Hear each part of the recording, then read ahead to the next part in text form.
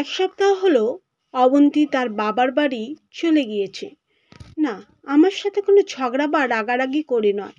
আমার বৈবাহিক সম্পর্কটা নাকি আর আগের মতো নেই, তাই সে সিদ্ধান্ত নিয়েছে একটা অসুস্থ সম্পর্ক থেকে বের হয়ে যাওয়ার। এক সপ্তাহ আগে রাতে অফিসের একটা জরুরি ফাইল নিয়ে কাজ করছিলাম ল্যাপটপে। ঠিক তখনই অবন্তী ঘরে ঢুকে আমাকে বলল, তোমার সাথে কিছু কথা আছে। আমি ল্যাপটপ থেকে মুখ না তুলেই বললাম, হ্যাঁ বলো, কি কথা? অবন্তী রাগান্বিত ভরে খানিকটা ঝাঁঝালো কণ্ঠে বলল, একটা মানুষ কথা বললে যে তার দিকে একবার তাকাতে হয়, সেই সেন্সটাও তোমার ভিতরে নেই। বাই দা ওয়ে, আমি অনেক ভেবেচিন্তে দেখলাম এভাবে আর আমাদের একসাথে থাকা সম্ভব না। ল্যাপটপ থেকে মুখ তুলে প্রশ্ন করলাম, মানে? মানে আমাদের সম্পর্কটা আর আগের মতো নেই। কি দরকার খামখা একটা অসুস্থ সম্পর্ককে জোর করে টিকিয়ে রাখার? আমি অনেক ভেবেছি, তারপর সিদ্ধান্ত নিয়েছি আমাদের আলাদা হয়ে যাওয়াটাই সব থেকে বেশি ভালো হবে। তুমি ডিভোর্স চাইছো? হ্যাঁ। ভেবে বলছো তো? কি বলছো তুমি? হ্যাঁ, আমি সব কিছু চিন্তা ভাবনা করেই ডিসিশন নিয়েছি। আমাদের আর একসাথে থাকা সম্ভব নয়। এখানে আমার দম বন্ধ হয়ে আসছে। আমি কাল সকালে বাবার বাসায় চলে যাব। তুমি যত দ্রুত পারো একজন অ্যাডভোকেট দেখে সব কিছু ঠিকঠাক করে আমাকে জানিও। পরের দিন সকালে যখন দেখলাম ব্যাগে তার প্রয়োজনীয় জিনিসপত্র আর কাপড় চোপড় ঢোকাচ্ছে, তখন অনেকবার নিষেধ করলাম, আটকানোর চেষ্টা করলাম, কিন্তু কে শুনে সেসব? কোনো কিছু তোয়াক্কা না করে ব্যাগে হাত করে হন হন বেরিয়ে গেল। সে কোনোভাবেই আর আমাদের সম্পর্কটাকে রাখতে চায় না। এক সপ্তাহের ভিতরে আমি নিজ থেকে অবন্তীকে অনেকবার টেক্সট বা কল দিলেও অবন্তী একবারও দেয়নি। মেসেজ বা কল করেও তাকে অনেক মানানোর চেষ্টা করছি, কিন্তু সে তার সিদ্ধান্তে অটল। সে মনে হয় সত্যি সত্যি আমার থেকে মুক্তি পেলে বেঁচে যাবে। তবে শাশুড়ি মা রোজ একবার করে ফোন দেয়, এই তো একটু আগেও দিয়েছিল। তারপর কান্নাকাটি করতে করতে বলেছিল, বাবা, সংসারে একসাথে থাকতে গেলে একটু আদ্র ঝগড়া মান অভিমান হয়েই থাকে, তার জন্য এমন বড় একটা সিদ্ধান্ত নিবে? তোমাদের বয়সে এখন কিছুই না, দুজনের কথা বলে ঝামেলাটা মিটিয়ে ফেলো বাবা। চুপ থাকাটা তো কোনো সমাধান হতে পারে না। শাশুড়ি আমার এহেন কথায় আমি কোনো উত্তর খুঁজে পাই না, তাই চুপচাপ তার কথাগুলো শুনে যাই শুধু। রাতে কোনো রকম দুমুঠো জোর করে খেয়ে বিছানায় গা এলিয়ে দিয়ে বিকেলে অ্যাডভোকেট নজরুল সাহেবের কথাগুলো ভাবছি। আজকে আমাদের বিষয়টার জন্য নজরুল সাহেবের কাছে গিয়েছিলাম। সবিস্তারে সব কিছু খুলে বলার পর ডিভোর্স কথাটা উঠতেই নজরুল সাহেব যেন হকচকিয়ে উঠলেন। তারপর উদ্ভ্রান্তেশ্বরে বললেন, বিয়ের আগে একে অপরকে ছাড়া কিছুই বুঝতে না। পুরো ক্যাম্পাস জুড়ে সবাই তোমাদেরকে লায়লা মজনু বলে ডাকতো। তাহলে কি এমন হলো যে বিয়ের 2 বছর হতে না হতেই আলাদা হয়ে যাওয়ার তো এমন কঠিন একটা সিদ্ধান্ত নিলে দুজনে? আমি তাকেও কোনো উত্তর দিতে পারিনি। আসলে আমি নিজেও জানি না অবন্তী এমন সিদ্ধান্ত কেন নিল। হ্যাঁ, মানছি টুকটাক ঝগড়াঝাটি হয় মাঝে মধ্যে, কিন্তু সেগুলো তো প্রতিটা ঘরেই হয়ে থাকে কম বেশি। নজরুল সাহেব আমার পূর্ব পরিচিত, আমাদের বিয়েতেও এসেছিলেন তিনি। তিনি নিজেও চান না আমরা আলাদা হয়ে যাই। তাই সব কিছু শোনার পর তিনি একটা কথাই বললেন, জীবন তোমাদের, সিদ্ধান্তও তোমাদের। সেখানে আমাদের জোর করে কোনো কিছু চাপিয়ে দেওয়ার অধিকার নেই। তবে তোমাকে একটা পরামর্শ দিতে পারি, তোমরা বরং আরও কয়েকটা দিন ভাবো। আসলে একটা সম্পর্কে হুট করে বা একদিনেই দূরত্ব বাড়ে না।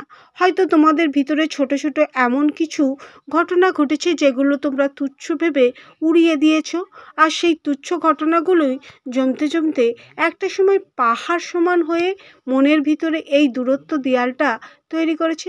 আমি বলছি না তোমার কোনো দোষ আছে, তবে এমন কিছু একটা আছে যেটা তুমি সহজ ভেবেছো আর অবন্তী সেটাকে ধরে বসেছে। আসলে সম্পর্কে আগ্রহটাই বেশি জরুরি, বুঝলে তো? তোমরা বরং আরও কয়েকটা দিন সময় নাও, ফাউন্ড আউট করো তোমাদের সমস্যাটা কোথায়, তারপর না হয় আবার সিদ্ধান্ত নিও। বিছানার পাশে থাকা ফোনটা হাতে নিলাম। অবন্তীকে কিছু বিষয়টা জানাবো। পরক্ষণে আবার কি ভেবে ফোনটা রেখে দিলাম। মাথাটা কেমন ঝিমঝিম করছে। বিছানা ছেড়ে উঠে গিয়ে জানলা খুলে পর্দাটা সরিয়ে দিলাম। আকাশের বুকে জ্বলজ্বল করতে থাকা গোলাকার চাঁদটা যেন আজ আর সমস্ত আলো নিঃস্বার্থভাবে পৃথিবীর বুকে বিলিয়ে দিচ্ছে। ইস, আমাদের জীবনটাও যদি এমন হতো। অনেক দিন হলো আমাদের বিয়ের ছবিগুলো দেখা হয় না। আজকে কেন জানি খুব ইচ্ছে করছে দেখতে। ধরা পায়ে আলমারির দিকে এগিয়ে গিয়ে আলমারির ড্রয়ার থেকে ফটো অ্যালবামটা বার করতে গিয়ে দুটো ডায়েরি দেখতে পেলাম। ডায়েরি দুটো বিয়ের 1 সপ্তাহের মাথায় আমি নিজেই কিনে এনেছিলাম। একটা অবন্তীর হাতে দিয়ে বলেছিলাম, এখন থেকে আমাদের দুজনার একে অপরের অপছন্দ, অভিযোগ সমস্ত কিছু এই ডায়েরিতে লিখে রাখবো। তারপর 1 সপ্তাহ পর পর ডায়েরি খুলে দেখব আমরা একে অপরের সম্পর্কে কি কি অভিযোগ আর অপছন্দ খুঁজে পেয়েছি। ঠিক আছে। অবন্তী সেদিন একগাল হেসে বলেছিল, কিন্তু এসব করে কি হবে? আমি উত্তরে বলেছিলাম, আমরা অনেক সময় একে অপরের অপছন্দ দোষকুটি মুখ ফুটে বলতে পারি না। তখন কি হয়, সেগুলো মনের ভিতরে চাপা রাখতে রাখতে একটা সময় সম্পর্কের দূরত্বের সৃষ্টি হয়। তাই আমি চাই না আমাদের ভিতরে ছোট্টখাটো ভুলকুটি বা দোষ থেকে দূরত্ব বাড়ুক। তাই এই আইডিয়াটা করেছি। অবন্তী সেদিন আমার প্রস্তাবে রাজি হয়েছিল, কিন্তু আমার কখনো ডায়েরিতে তাকে নিয়ে কোনো অভিযোগ বা দোষ লেখা হয়নি। কি মনে করে অবন্তীর ডায়েরিটা হাতে নিয়ে খুলে দেখলাম, আর দেখতেই অবাক হয়ে গেলাম। এই 2 বছরে আমার উপর তার এত এত অভিযোগ, ডায়েরিটা না খুললে হয়তো জানতেই পারতাম না। অবন্তী হয়তো ভেবেছিল আমি সত্যিই ডায়েরিটা খুলে দেখব আর তার অভিযোগগুলোও পড়ব। কিন্তু বিয়ের পর নানান ব্যস্ততা আর সাংসারিক কাজের জন্য বেমালুম ডায়েরির কথা ভুলে গিয়েছিলাম। হয়তো এসব অভিযোগগুলোই অবন্তীর মনে আমার জন্য দূরত্ব সৃষ্টি করেছে। অবন্তীর লেখা অভিযোগগুলো এক এক করে পড়তে লাগলাম। নিজেকে এখন সত্যিই অপরাধী মনে হচ্ছে। নিজের ভিতরে কেমন জানি অপরাধবোধ কাজ করছে। আসলে তো ব্যস্ততা নামের বেড়াজাল নিজের অজান্তেই আমাকে ধীরে ধীরে তার থেকে দূরে সরিয়ে দিয়েছে। অবন্তী কি আমাকে শুধরানোর একটা সুযোগ দেবে না? আর আগামীকালই অবন্তীর সামনে গিয়ে দাঁড়াবো। প্রিয় মানুষের সামনে দাঁড়াতে আবার কিসের লজ্জা? পরদিন বিকালে অবন্তীকে না জানিয়েই শ্বশুরবাড়ি গিয়ে হাজির হলাম। শাশুড়ি আম্মা আমাকে দেখে খুশি হয়ে ভিতরে ডাক দিলেন, তবে অবন্তীকে দেখে ততটাও খুশি মনে হলো না। আমাকে আসতে দেখে সে নিজের রুমে ঢুকে গেল। শ্বশুর শাশুড়ির সাথে কুশল বিনিময় করে রুমে ঢুকতেই অবন্তী জিজ্ঞাসা করলো, উকিলের কাছে গিয়েছিলে? মিথ্যা বললাম। না। কেন? আমাকে কি একটু শান্তিতে থাকতে দিবে না? আমি একটু শান্তি চাই। আমার গলাটা ধরে এলো। আড়ষ্ট স্বরে বললাম, আমাকে ছাড়া তুমি সত্যিই সুখে থাকবে অবন্তী? অবন্তী কোনো উত্তর না দিয়ে জানালার কাছে গিয়ে বাইরের দিকে এক দৃষ্টিতে তাকিয়ে রইল। অবন্তী, আমি গতকাল তোমার লেখা ডায়েরিটা পড়েছি।